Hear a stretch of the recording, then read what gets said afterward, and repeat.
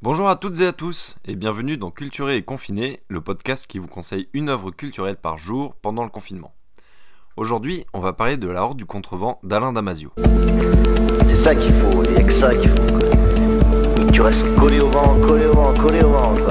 Et que tu te battes et que tu fasses aucune concession sur le reste, tu oublies tout, quoi. T'es pas consultant, t'es rien, la consulting c'est de la merde, quoi. Dur de s'attaquer au grand Alain Damasio, tant sa carrière est riche et foisonnante.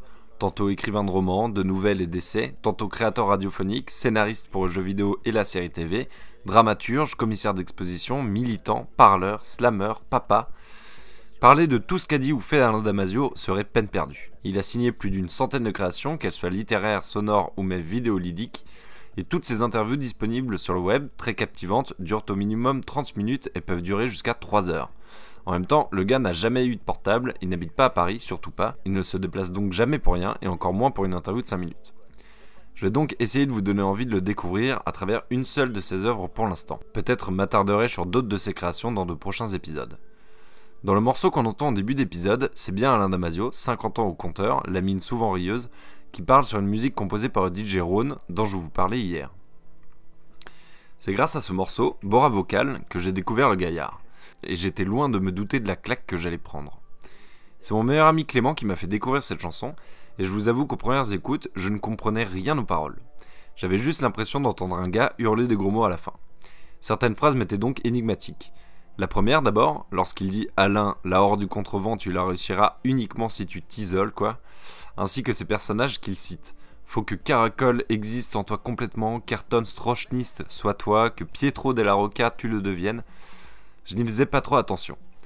Et puis, un jour, alors que je cherchais un bon roman à lire, écumant le top 111 des livres les mieux notés de Sens Critique, quelle ne fut ma surprise de découvrir qu'un seul roman des années 2000 y était présent, parmi les Camus, Baudelaire et autres Zola. Intrigué, je décidai de le lire. Le premier truc qui me frappa, en regardant La Horde du Contrevent, fut sa taille.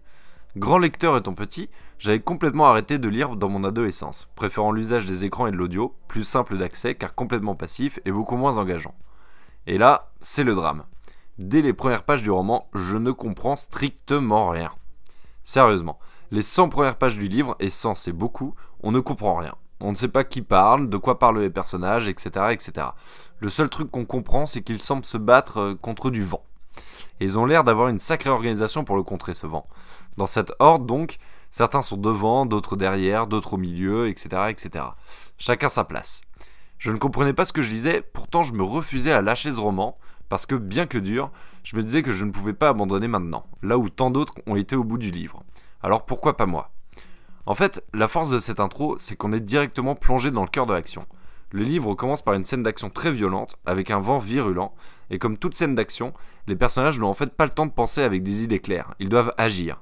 Ainsi, leurs pensées ne nous sont pas destinées, ils ne prennent pas le temps de réfléchir à ce qui leur arrive, et qui pourrait nous aider à mieux comprendre où on est, qui on est et avec qui on est. Même, plus le vent est dur avec eux, plus la lecture de roman est dure pour nous. Au bout de 100 pages, la tempête se calme et les discussions entre les personnages nous permettent de comprendre un peu plus ce qui nous est arrivé, qui ils sont, etc., etc. Et surtout, on comprend qu'on n'est pas dans un roman comme les autres et qu'on va vivre une putain d'aventure. Et quelle aventure ? En quelques mots, La Horde du Contrevent raconte l'histoire d'une horde, donc 27 personnes, hommes et femmes, dont le but est de partir de l'Est, appelé Extrême Aval, jusqu'à l'Ouest, appelé Extrême Amont. La particularité de leur planète, c'est qu'un vent violent souffle en continu de l'ouest à l'est, empêchant aux aventuriers non préparés d'atteindre cet extrême amont.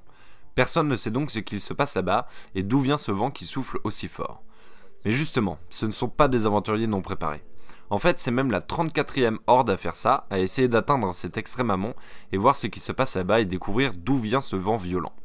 Ça veut dire qu'il y a eu 33 hordes avant eux à essayer de le faire.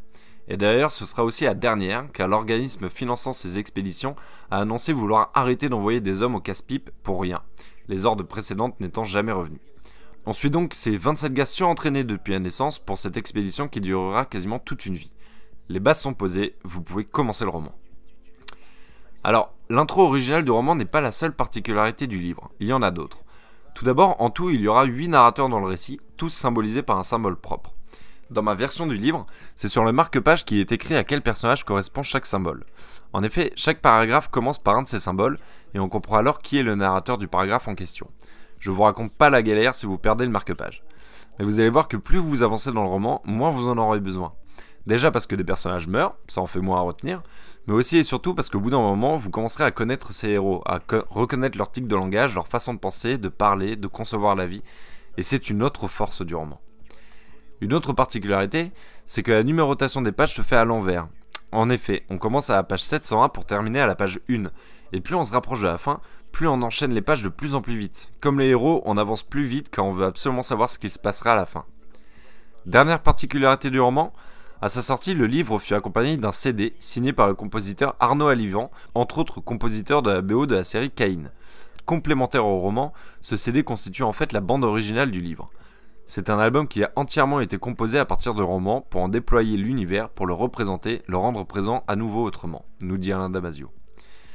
Tant de particularités, un univers tellement vaste, cohérent, facile à imaginer et une fin incroyable, on comprend rapidement son succès public.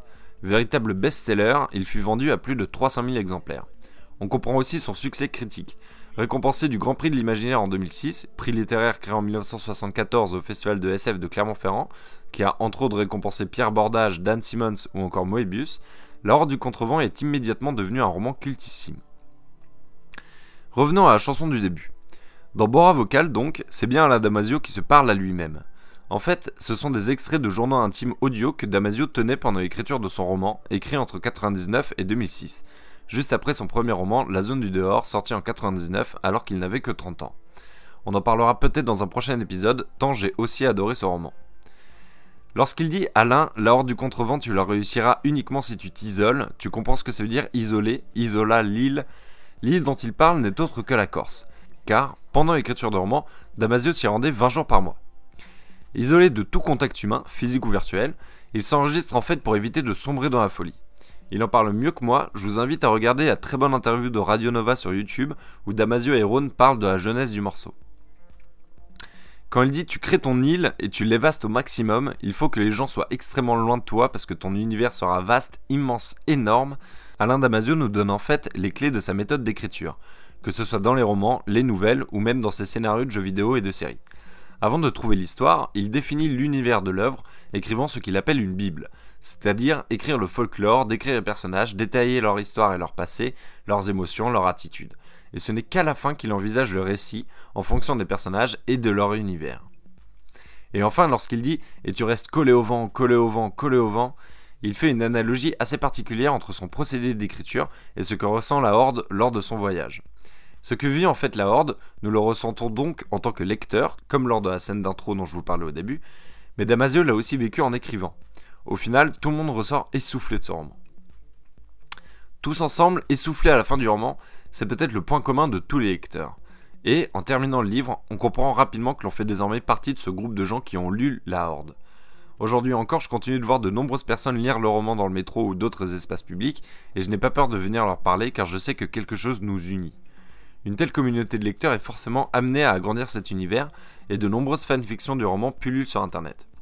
D'ailleurs, pour les 15 ans de la sortie du roman, Folio SF avait même lancé un concours d'écriture de fanfiction se déroulant dans l'univers de la Horde avec Damasio en jury.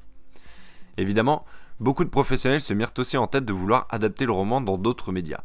En 2011, le studio français Forge Animation eut pour projet d'adapter le roman sous forme de long métrage d'animation, d'un jeu vidéo et d'une bande dessinée, le tout sous le titre de One Walkers.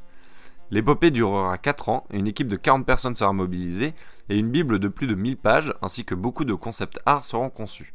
Le réalisateur Yann Kounen, entre autres réalisateur de 99 francs, et Marc Caro, co-réalisateur de Delicatessen et de La Cité des Enfants Perdus avec Jean-Pierre Jeunet, ainsi que les dessinateurs des concept art des films Cloud Atlas, Matrix Reloaded, Avatar, Hellboy, The Hobbit ou encore Pacific Rim furent mobilisés. Mais après 2 campagnes de financement sur Kickstarter aboutissant à des échecs, Forge Animation fut en liquidation judiciaire en juillet 2015. Ils auraient peut-être dû aller sur Ulule. En tout cas, les concept art sont toujours trouvables sur le net. D'autres projets d'adaptation virent le jour, avec succès en revanche. Ainsi, l'auteur Laurent Pendarias écrivit un livre dont vous êtes le héros 100% digital dans l'univers de la Horde du Contrevent. Appelé la 11e Horde, il est encore disponible sur internet et en application mobile. Un autre fangame fut conçu en 2016. Appelé La Horde et réalisé par 15 étudiants de l'école Gamagora, Cette démo de jeu vidéo d'aventure en 3D est disponible sur la plateforme de jeux vidéo gratuit itch.io, sorte de Steam pour jeux indépendants. Malheureusement, n'étant disponible que sur PC, je n'ai pas encore eu l'occasion d'y jouer. Enfin, depuis 2017, l'auteur Eric Enino s'occupe de l'adaptation en BD de La Horde du Contrevent pour la maison d'édition Delcourt. A ce jour, 2 tomes sont disponibles. Le premier, Le Cosmos et mon campement, est sorti en 2017, et le second, L'Escalfrel, en octobre 2019. De même, je n'ai pas encore eu l'occasion d'y jeter un œil, mais je sais que ces 2 adaptations sont très bien notées sur Sens Critique et ont très bien été reçues de la part des fans, notamment par le Fossoyeur de films, vidéaste spécialisé dans le cinéma qui ne tarit pas d'éloges à son égard. Enfin bref, je crois que je vous ai tout dit sur ce roman que j'adore. Pour ceux qui l'ont lu, n'hésitez pas à me notifier en commentaire si j'ai oublié des choses. Pour les autres, j'espère que je vous ai donné envie de le lire. Demain, pas d'épisode, jour du Seigneur oblige. J'essaierai d'en écrire 2-3 d'avance pour que vous ayez tout de même un épisode par jour, dimanche inclus, à partir de la semaine prochaine. Merci beaucoup pour vos retours en cette première semaine de Culturé et Confiné. Je vous souhaite une excellente lecture et je vous dis à lundi.